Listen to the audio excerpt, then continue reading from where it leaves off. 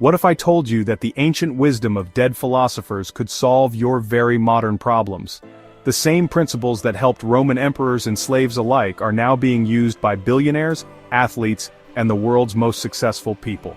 In a world of endless distractions, these timeless teachings might be exactly what you need.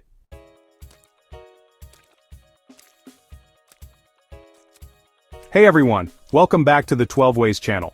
Today, we're diving deep into Stoicism, not as some dusty philosophy, but as a practical toolkit for crushing life's challenges.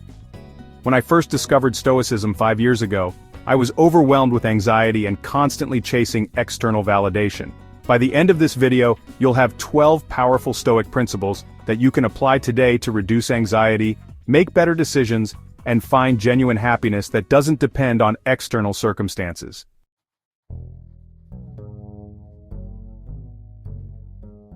Here's what we're covering today. First, we'll explore the 4 core Stoic virtues that form the foundation of this philosophy. Then, we'll break down 8 practical Stoic techniques you can implement immediately. Finally, I'll share the one Stoic exercise that completely changed my life. I'll also explain why tech CEOs, professional athletes, and military leaders are all turning to these ancient practices. Let's get into it.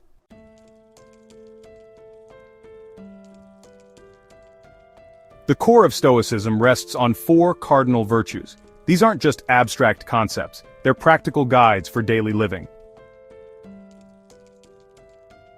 Virtue number 1, wisdom or Sophia. As Epictetus taught, make the best use of what is in your power, and take the rest as it happens. This is about making clear distinctions between what you can and cannot control. In the In My Control column, we have our judgments, values, goals, and responses.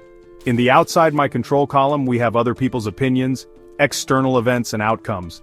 Think about something stressing you out right now. Is it actually within your control? If yes, take action. If no, practice acceptance. This single distinction can eliminate half your daily stress.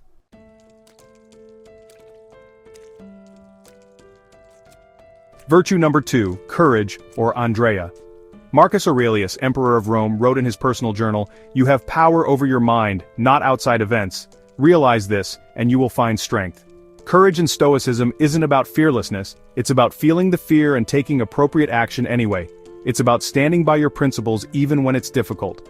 Modern examples of Stoic courage include having difficult conversations instead of avoiding them, standing up for your values even when it's unpopular, and pursuing meaningful goals despite the risk of failure.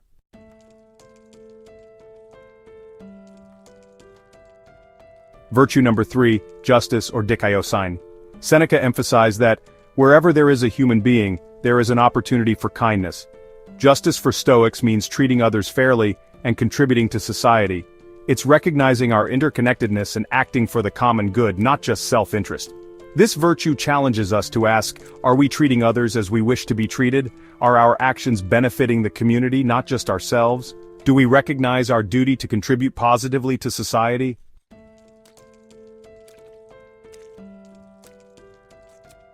Virtue number 4, temperance or sophrosyne. As Musonius Rufus taught, we should not value what we eat for pleasure alone but for nourishment.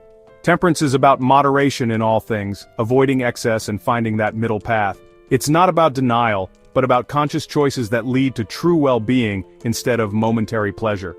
Modern applications include balanced social media and technology use, moderate consumption of food, alcohol and other pleasures, and finding the middle ground between workaholism and laziness.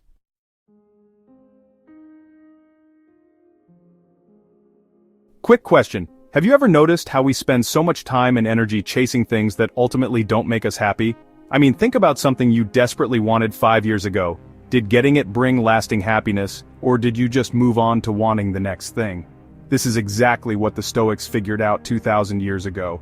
They realized that happiness based on external things is like building a house on quicksand.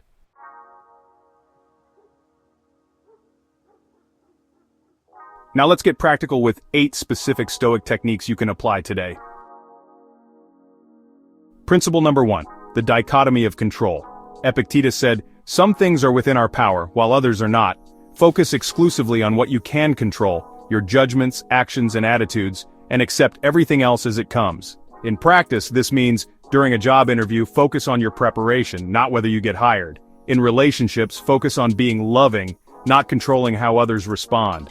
With health goals, focus on consistent exercise, not specific outcomes like weight. Principle number 2, negative visualization or premeditatio malorum. Seneca advised us to rehearse bad things happening.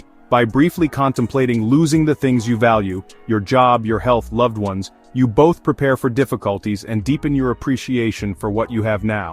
Try this tonight. Spend 30 seconds imagining your life without something you take for granted. Notice how it immediately increases your gratitude.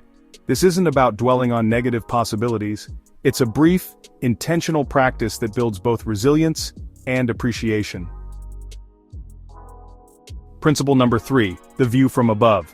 Marcus Aurelius suggested regularly stepping back to see your problems from a cosmic perspective. He wrote, "Think of the whole universe of matter and how small your share.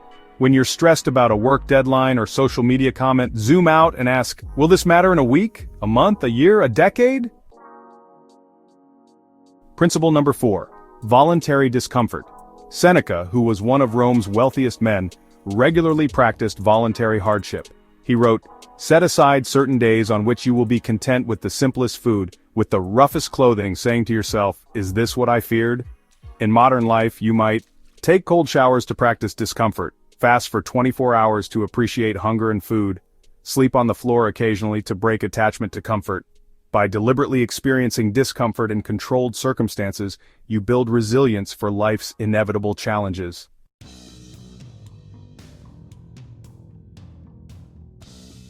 Now, why does any of this matter?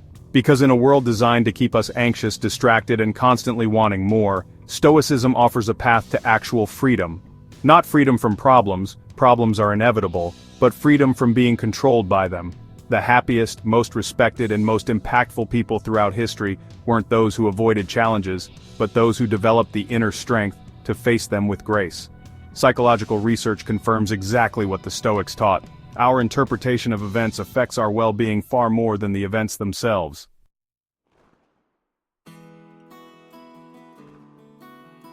Principle number 5, amor fati, or love of fate. Epictetus taught, don't seek for events to happen as you wish, but wish for events to happen as they do, and your life will flow smoothly. This is about not just accepting what happens, but embracing it as exactly what you need. The obstacle becomes the way. Modern examples include Ryan Holiday, who turned a business betrayal into a best-selling book, and Steve Jobs, who described being fired from Apple as the best thing that could have happened to me. As Marcus Aurelius wrote, the impediment to action advances action. What stands in the way becomes the way.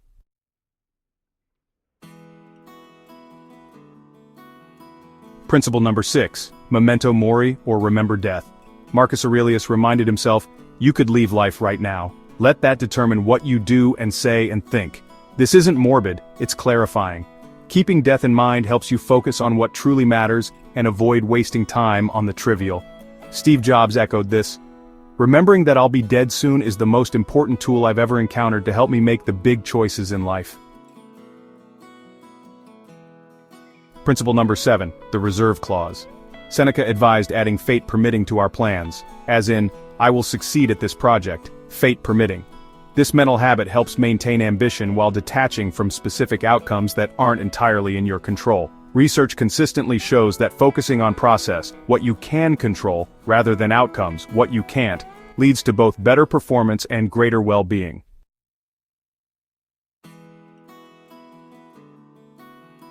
Principle number 8, circle of concern versus circle of control. Epictetus emphasized distinguishing between what concerns us and what we can actually control. By focusing our energy only on our circle of control, we become more effective and less frustrated.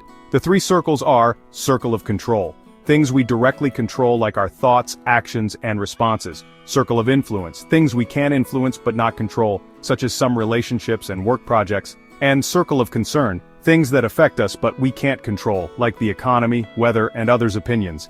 Proactive people focus on their circle of control, thereby gradually expanding their circle of influence.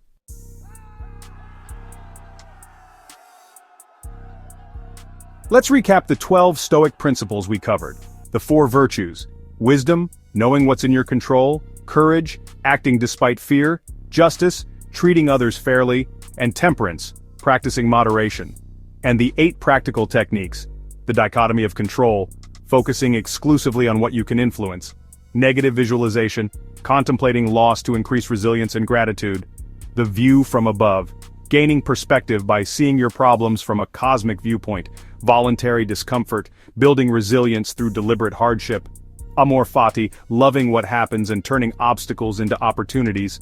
Memento Mori, remembering death to clarify priorities. The Reserve Clause, maintaining ambition while detaching from outcomes. And Circle of Concern versus Circle of Control, directing energy toward what you can influence.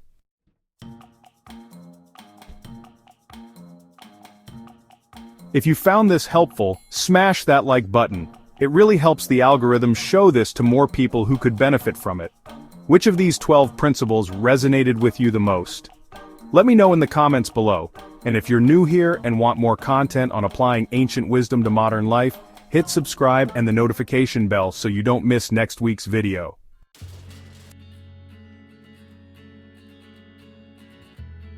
Before you go, let me share the one Stoic practice that changed my life more than any other, the morning journal. Both Marcus Aurelius and Seneca started their days with focused reflection. Here's a simple 3-question template I use every morning. What might go wrong today and how can I prepare for it? This isn't about anxiety but strategic preparation. What virtue do I want to focus on practicing today? Choose one virtue to emphasize in your actions. And what is one thing I'm grateful for right now? Specificity matters here, not just my health but the energy I felt on my morning walk. 5 minutes answering these questions will transform your day.